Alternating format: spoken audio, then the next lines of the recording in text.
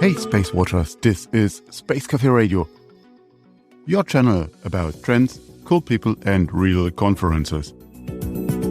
I'm Torsten, publisher of SpaceWatch.Global. This year we do most of our annual reviews as Space Cafe Radios. And in this show I had Troy McCann in Sydney on the other side of our virtual table. You might say, didn't we see Troy in the recent Space Cafe Australia by any handmark? And you are right. That was a conversation that triggered my interest in further talking with him. And here you will hear why. Troy, what have been your personal highlights the last 12 months?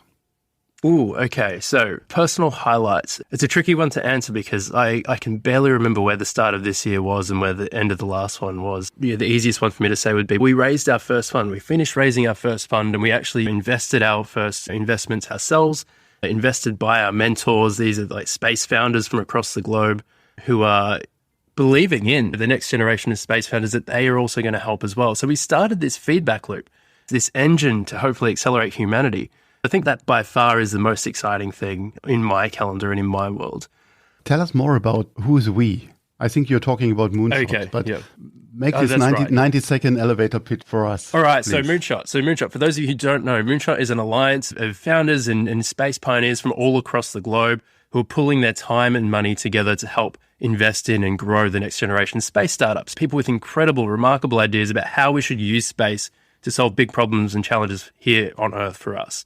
We've got people like Andy Aldrin over in the US. We've got people like Flavia and Adam Gilmore, space leaders here in Australia. We've got these amazing people, Amir Blockman and Tejpal Bhatia, who are executives at Axiom Space. These are the people who are pioneering space, and they're now also investing small amounts of money pulled together as well as their time to really help grow that next generation. So it's really exciting for us that we're getting the steam engine churning. We've kickstarted it now, so hopefully this coming year, we'll raise a new fund. We'll do it every year. It's hopefully going to be bigger. We've already got 20 new mentors that are sort of banging our doors down saying, hey, we want to invest in space. We want to help grow new companies. So hopefully that flywheel is really up and running now. Cool. As it took a bit of time to answer the first question about the last 12 months, I have to be honest. I looked on our archive and thought, okay, what happened in January this year? And as you said, it's so far away. And I recognize we published about 1,000 articles, news articles on SpaceWatch.Global. It's an incredible archive. And congratulations. You cover history. Yeah. But from this entire space market, what are your top 3? And I know it's very hard without having access to an archive, but just from the top of your mind. Well, so I think the first thing that I can think of, and I'm pretty sure it was this year, I remember spending, every morning that I would wake up, the first few months of the year, I think, just watching those SpaceX Starship developments. That to me is, I think, going to be one of the most exciting things for us going into 2022 and beyond, just because of how the potential that it has to really democratize space, even more so than it is now. I see a bit of a shift coming. I think the last decade or the last 10 years or so have really focused on space as the logistics leg of space. That's why it's so exciting. We've now got better access to space, and that's still costs per kilogram are exponentially decreasing. So that's incredible. I think we're going to see, and we are already starting this year now, to see a shift towards the space stations and these locations. How do we actually use these places in space now? How do we get better access to those? So, the developments with Axiom Space, they're launching their first missions in contracts with NASA to building out the International Space Station, eventually having their own space station, as well as we got the big news about Orbital Reef and that big consortium of groups like Blue Origin and Boeing and everyone, Redwire, coming together saying, hey, we want to take up the baton from the International Space Station into our hands in 2028. I think that this Starship progress is going to be one of the most exciting things. And so watching that happen in real time, like you say, is incredible, because I think sometimes we sort of forget. It feels like now, today, in December, it feels like it's been a long time since we've seen it. It's so close that we sort of can't really step back and reflect very easily. It's good that we get to do these kinds of things every so often, just to reflect and say, actually, let's see if we can see the forest through the trees here, because we've seen a lot of progress in a short amount of time. And so let's now expand that out over the next 10 years, because we're going to see some incredible things, I think. Okay, that was one. That was one. Okay. Yeah. All right. Number 2. Well, I mean, it'd be silly of me to not even say the James Webb Space Telescope. And of course, it's very topical this week because it's finally launched, 25 years in the making. That's most of my life. I'm just thrilled. My fingers are still crossed I'm still incredibly anxious that, what is there, something like 306 different maneuvers or like movements, things that have to unfold and unfurl and things could get stuck. And we don't have a space shuttle today that that can go out there, especially when it's traveling thousands of kilometers a second, I think, at the moment. It's going to be 1 million miles away, literally 1 million miles away at L2. So that to me is by far probably the flagship event in space this year. So that's absolutely incredible. Now, number 3. There's so many things. I don't think I could pick a specific thing for number 3. It'd probably be equal. Anything in Australia you have in mind that? Okay, so if we're going to pick something more Australian, I think the thing that I'm most excited about, and this happened in January, was the appointment of Enrico Palomo as the head of the Australian Space Agency. For me, that was a very exciting time. I was really worried about what direction our space agency could go in. It could have easily been filled by someone from within the government apparatus. But to have someone to come back to Australia, with such high status, he was an executive at Virgin Galactic for, I think, 16, 17 years or something. He was there throughout the entire startup phase. So he knows what it takes and he knows what kind of future we're heading towards with space. He's clearly bought into it in the past. He's been building it his entire career. So to have him leading the space agency and really pushing, so I can't even imagine some of the challenges that he's facing, in trying to get more, the politicians and people behind the scenes of government to understand and say, yes, we need to have more funding available. We need to have more freedom. Hopefully the space agency in Australia will be given some statutory authority so that it can have more freedom to operate and do more incredible things. I think for me personally, and it might sound, it's not necessarily technology, so some people might not be so excited by it, but the appointment of Enrico to the head of the Australian Space Agency was something that I absolutely think was incredible for Australia. That's fantastic. And watching the development of space in Australia, and I don't say space industry deliberately, but space in Australia at large, it's fantastic. And we try to report about it whenever something happens. We have our Space Cafe Australia there really because we believe in this market.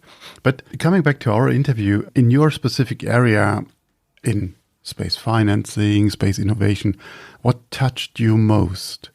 It doesn't have to be the most successful project, but what touched you most? I think it's just the general sense that space is being taken much more seriously now, in the mainstream, just in general. So, the message that Moonshot is, that all these groups have been trying to talk about for so long now, about how space isn't this separate place to our world. It's not just about rockets and satellites that roar and that whiz above the sky. We're starting to get people engaged and say, hey, look, what's the significance of this $11 billion telescope that we're putting into space? It's not just because we are doing these things for fun. I mean, of course that's there as well, but there's so much value to that. The people that are tasked with allocating capital on either the government side or the private sector side, PE and venture capitalists and things like this, they're starting to see space as a viable thing. They're starting to understand that space is no longer an industry, a singular industry, not even a horizontal industry that just spans everything. They're really realizing that we're seeing a big shift. It's almost like an industrial revolution where our entire global economy and society now is pushing out the limits of the bubble that we now call the globe and our planet, are expanding into new frontier locations that we call space. And we can use them, those new perspectives and new opportunities to help us battle wildfires. We're fighting war criminals on the ground now in places where, traditionally there was no visibility at all and so no accountability or justice. Space technology is helping us just incredibly all across the board, all across the economy and all across society now.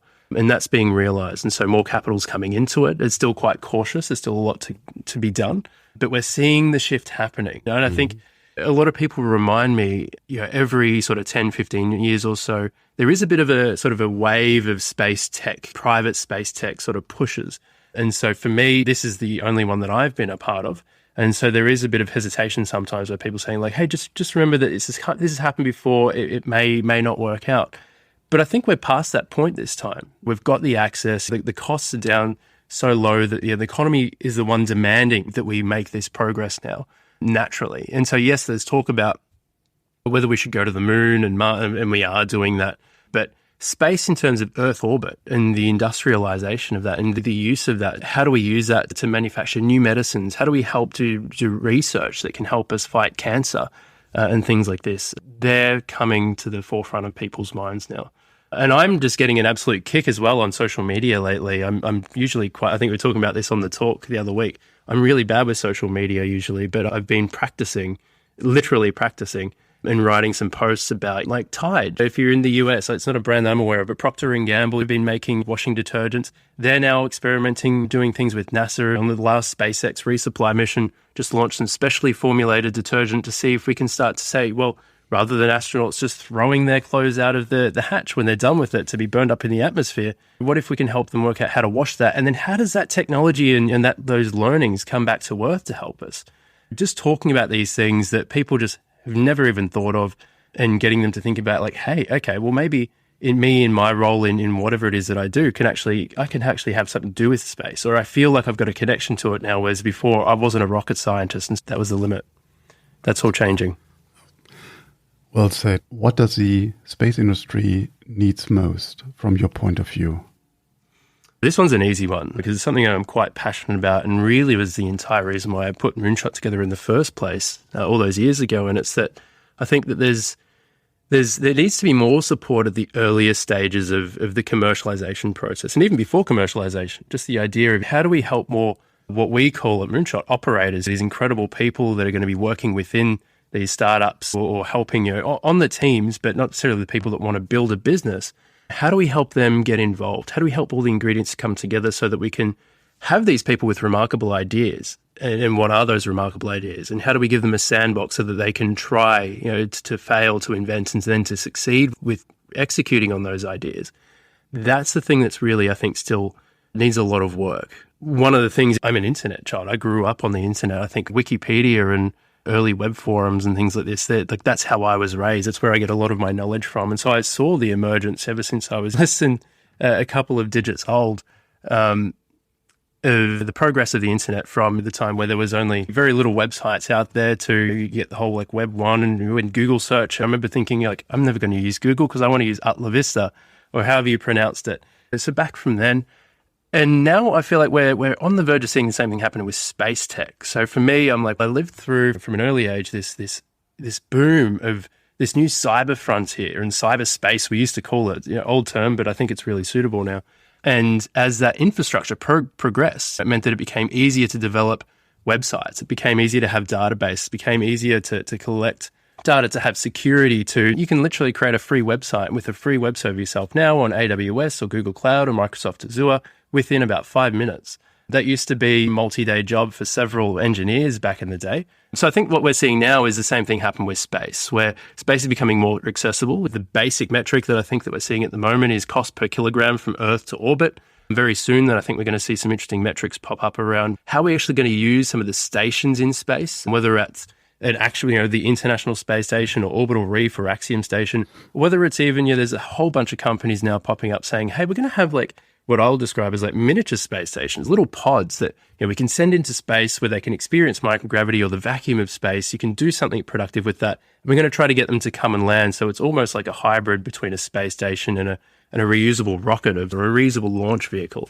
So I think that we're seeing this democratization, and I hate using that word, it's so overused, democratization, but it's really, I haven't come up with a better word than that so far.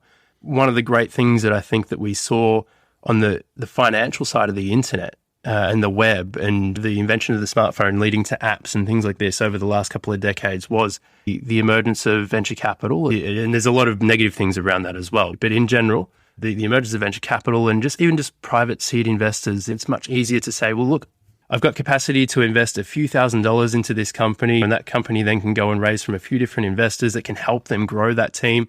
And with that few $1,000s, they can actually do something incredible.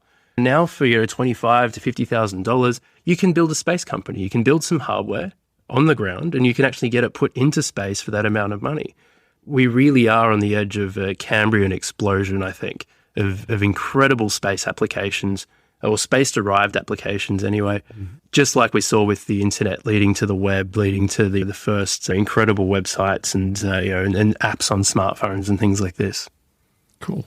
So looking forward, what do we have to watch out for the next year?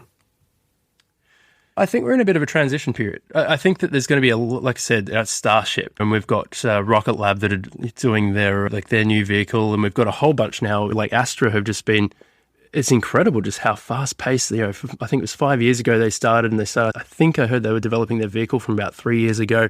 And now they're publicly listed for one, but they've actually got an orbital service. They can launch your gear into orbit. So I think we're going to continue to see that the logistics side of space access increase, which is going to be awesome.